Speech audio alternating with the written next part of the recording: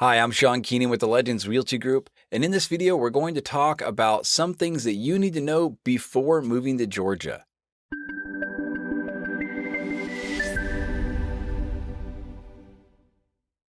Before we begin, if you find this video helpful as we go along, please make sure to like and subscribe.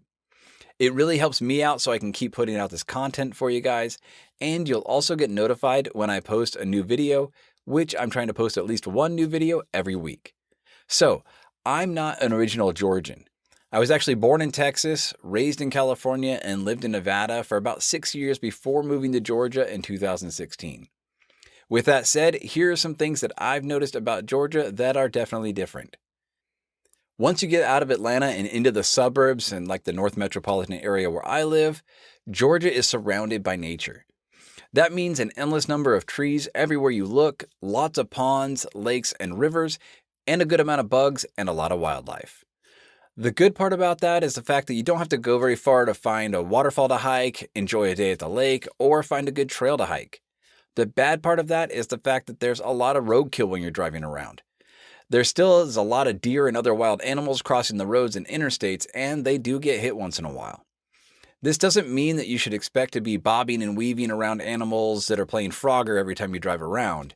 I've lived here for about 6 years and haven't had to worry about it yet. You just see it on the side of the road a lot until the vultures or other wildlife take care of it. It doesn't mean you're also going to see them like piled up as you're driving down. You're just going to see one here and there as you go about your days. Another thing to note is most cities around here started off as farm country with larger land that's being converted into neighborhoods piece by piece. What I mean by that is that there isn't much city planning that seems to go into the development of some of the cities. Where most towns have simple vertical and horizontal streets with an ABC 123 and large planned communities, Georgia is more country roads with one-off neighborhoods that have been developed and have maybe one or two entry points and exits back to that farm roads. Because of this, you will see a lot of smaller builders that have developed a lot of the neighborhoods and not the big names always doing the building like Century, D.R. Horton, Lennar, etc. Don't get me wrong, large planned developments do exist, but they are more the exception than the rule. This also means a lot of main roads are 1 and 2 lanes each direction and usually don't have sidewalks. That's definitely taken some time to get used to. I will note that in the past few years, at least in Beaufort where I currently live, the cities have required most new neighborhoods to include sidewalks in front of them, so maybe we'll catch up and actually have sidewalks down all the roads. Please don't take this all as a bad thing, just different. For example, it's a lot easier to find a nice home on a decent-sized piece of land that isn't part of an HOA in Georgia. I also enjoy the fact that while many of the roads are original country roads, it doesn't feel so metropolitan as other areas I've lived in, and I can get most places by taking these back country roads instead of driving on the interstates. And call me old, but I actually enjoy the scenic drive. As far as houses go, you don't see much stucco. Most homes are brick, stone, and or slat siding. Another thing I didn't have in any homes I've lived in before is a basement. Please don't get the wrong idea about basements in Georgia. Most of them are actually awesome if they're finished, and still clean if they're not finished.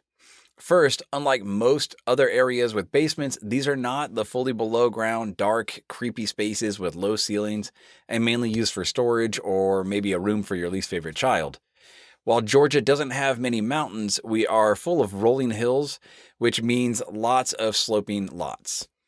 So you have usually one side of the street that's level and the other side is sloping, and your main floor entrance will be at street level, but you'll have a walkout basement to your backyard, so lots of daylight. These basements often have 8 or even 9-foot ceilings and can be finished out to be in-law suites, man caves, or just more living space. It's very common to even have movie theaters in many of these basements. As far as weather goes, you get all 4 seasons here. It's usually cold from the end of December through February, with the occasional dusting of snow every year or two, which we actually enjoy. Then spring starts off cold in the mornings and gets to about 60s or 70s in the afternoons. The only downside of spring is the pollen. It gets pretty heavy and covers everything in yellow for a couple of weeks and can drive your allergies crazy, usually the end of March, beginning of April. That said, there are a lot of flowers and trees blooming, which can at least make the scenery nice. Summer is nice, although pretty humid, but in my opinion, it's only really that bad at the end of July and August time. And fall is great, very similar to spring, but you don't get the pollen and you do get a lot of color on the trees as the leaves change. Let's talk about money. According to Zillow, the typical home value of homes in Georgia as of this video is $297,662. That said, it's closer to $400,000 in the North Metro Atlanta area where I live and serve. That's less expensive than everywhere else I've lived, but just like the rest of America, it's more expensive than it was a year or 3 ago. Property taxes vary by county, but you can expect them to range between 1% to 1.3% of what you pay for the home.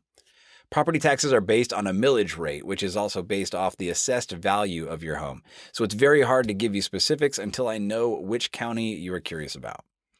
You can file a homestead exemption if it's your primary residence, and there's also a discount for seniors that opts them out of some of the taxes that get set aside to go towards schools, since they likely aren't sending any kids there.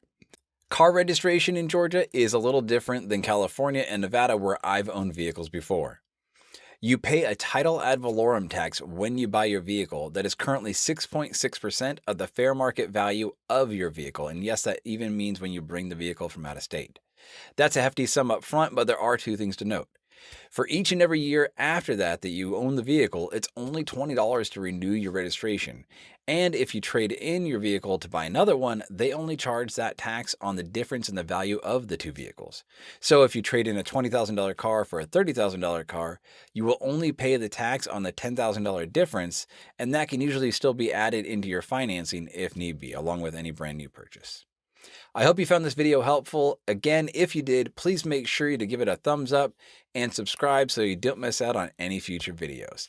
Thanks for watching this video, and I'll see you again soon.